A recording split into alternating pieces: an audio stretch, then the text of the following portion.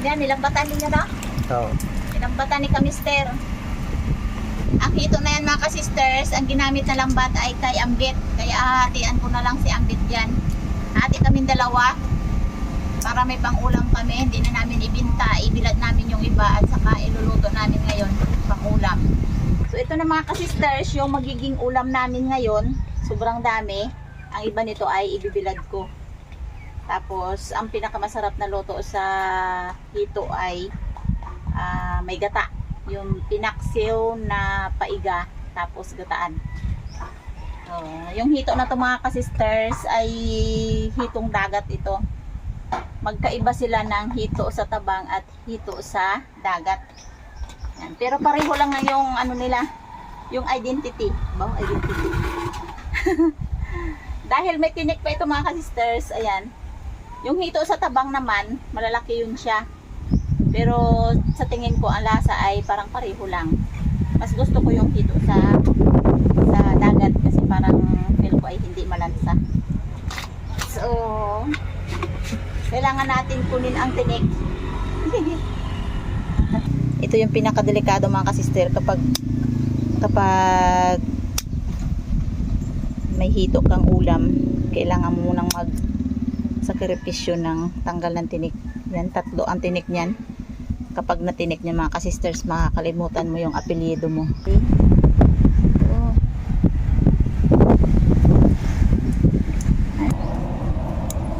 Hindi matalas.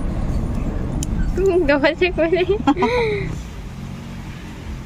Mahaba-habang oras to mga ka-sisters bago tayo makakain. Kailangan pag nagtanggal ka na ng tinik nito para hindi delikado ay medyo nakapasok yung hito dun sa katulad sa ginagawa ko na to. Kasi kapag nagtanggal ka ng tinik at tumalsik si tinik, patay kang paa ka. Patay. Ay! Anong bagay? Bakit talaga?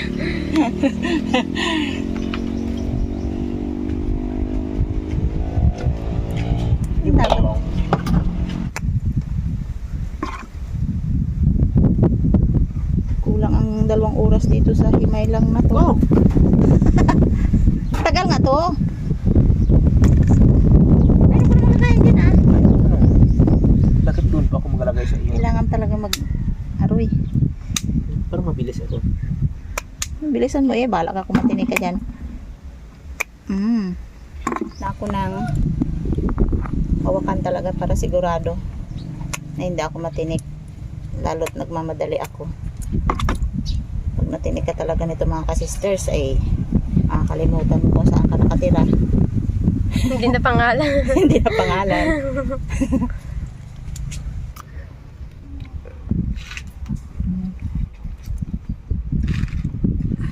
May kaibigan kasi ako na tinik nito, hito na to. Yung kanyang kamay kaganda-ganda, biro mo, naputol. Dahil sa sobrang lakas ng binom nito. Pero pag niluto naman siya at kainin, masarap naman. Alam mo, pag naghimay ka nito, kailangan wala kang Alzheimer. Kasi pag nakalimutan mo ang isang tinik, sigurado ka. Mga ka-sisters, nagkulay muna si Mister para tanghalian natin. Matagal pa matapos yung paghihimay ng hito. Gutom na ang tiyan. Ayan na ka-sisters, oh. Kanina pa ako dito. Ito palang nahimay. Ang bagal-bagal.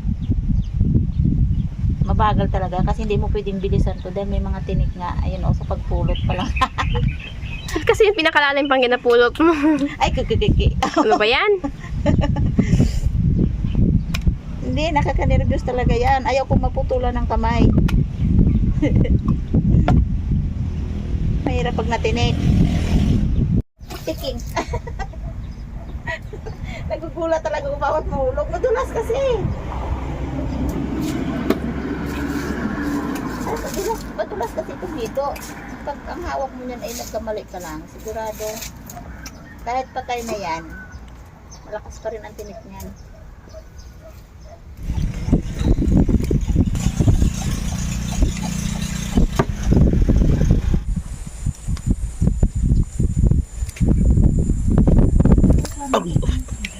Eh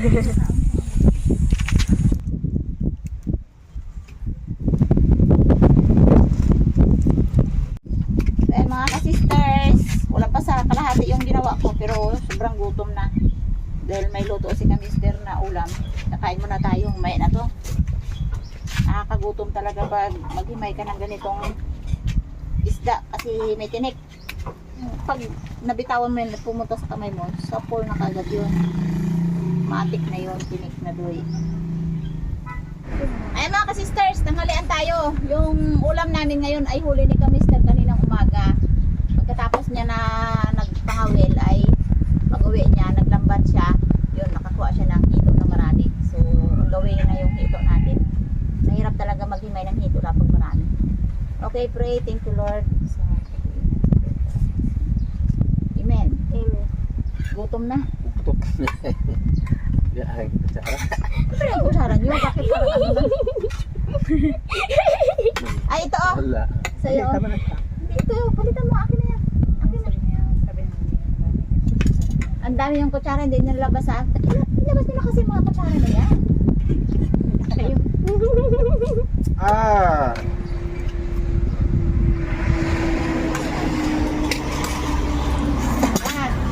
Tawag dito sa isla na ito mga sisters, pikil. Dito. Kain sa mga dumadaan. Inihaw lang to. Pero fresh at Yan nakaubos ng aking kawin. Ginapang-gupit lang aking nylon. Kawin. gusto mo? May kulang sa akin. Anong kulang sa'yo? Sili. Sili? At sa akin may sili ako ito. Oh, bago yun ah. Oh? Hmm? Sabi ni Papa, hindi niya alam kung ano Yung to. isa ko dahon na. Ay, may something wrong. Ano yan?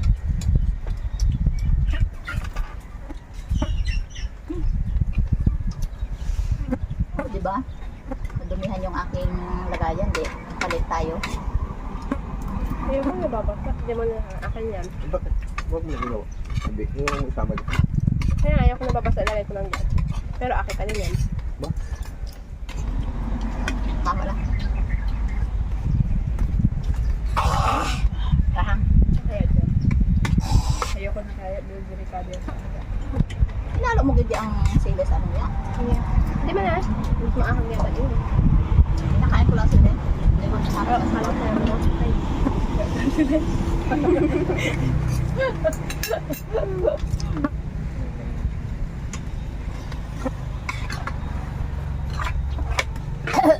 Oh, grabe ba? Manghang na masarap ang sabaw. Nakita ko. Kontento na ako. Wala lang kanin. Papa, bye. Okay, bye-bye na. Bye-bye na kayo. Bye, Back to work na naman tayo sa paglimay ng isda. Ayan, natapos na natin kunan ng tinik. Tanggalan natin ng bituka. Ganyan ka ano yan. Katagal himayin. Kailangan talaga pag hindi may ang ganito. Ito naman mga ka-sisters ay nabibili dito sa amin 50 ang kilo. Pero kailangan mo talaga siyang tanggalan ng tinik bago ibinta. Ito naman sa akin, hindi ko na ibibinta. Magiging konsumo namin ito.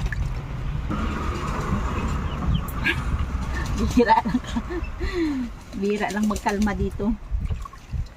Ang tagal pa nito kunan naman tumayo. Oh. Ayan.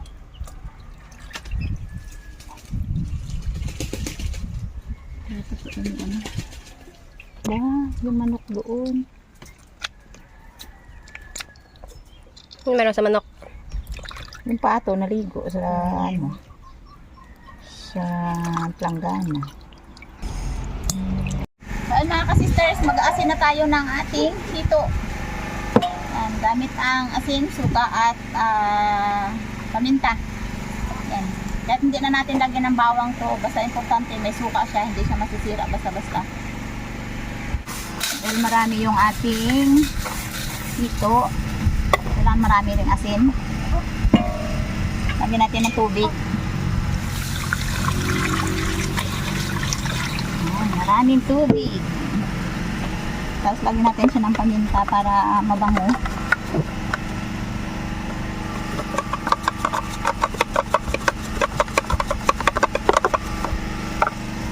Yung suka. Gamit natin yung vinegar. Ibabad natin ito mga ka-sisters buong magdamag kasi hapon na dito sa amin. Alanganin yung init. Masisira lang siya kapag binilad natin ng pilit na walang araw. So, pag binabad natin siya dito sa ating solution ay bukas pag sikat ng araw ay makabilad tayo ng mas maganda. So, maghihiwalay ako mga ka-sisters ng lulutuin namin para sa hapunan. Kunti lang, yung tama lang. Yan. Gawin ko dito ay ginataan. So, ito yung ating daing. Yan.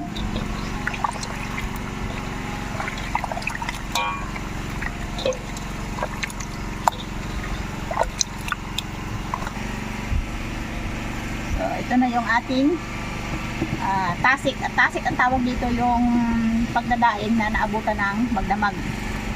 Yan, pinasik muna natin.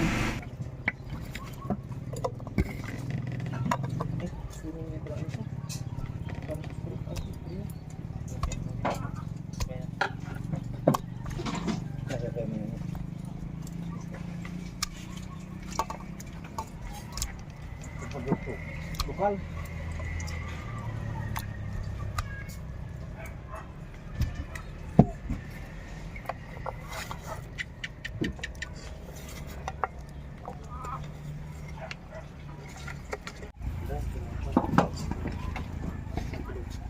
Ito mga ka-sisters, matapos natin siyang lutuin doon sa suka, pinaiga sa suka, lagyan natin ng kakanggata na ito.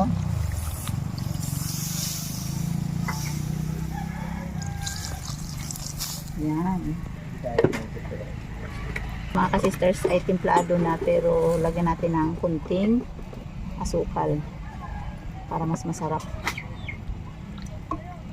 Tama lang yung asin. Yan, kunting kulo lang yan ay pwede na kainin.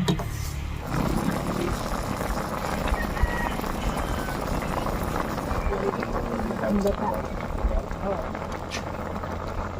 Tayo mga sisters ng ating yung ginataang hito. Yan, krema. Kukuha ako ng tama lang sa akin kasi ako lang ang kakain. Sisters, kain tayo.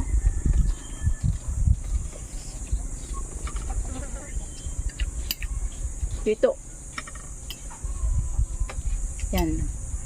Sa ginataang hito, pwede ito lagyan ng malunggay. Ako ng kape para pag naumay ako sa kape lang akong hugot. Sisters, ako lang ang kakain. Kasi nga, mga busog yan sila. Dahil kakain lang namin kanina. Si nanay, binigyan ko ng sariwang hito. Ayaw niya ng gata, kundi pinaksiw. Sarap. Sa mga mahilig kumain ng ginataan.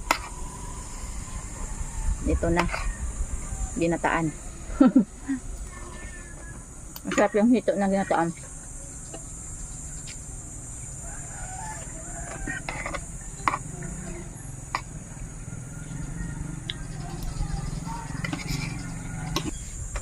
Natikman ko na yung aking nilutong ginataang hito at nakadaing na rin ako. So, see you next video tayo mga ka-sisters sa pagluluto ng daing na hito. See you and bye-bye. Thank you so much. God bless po.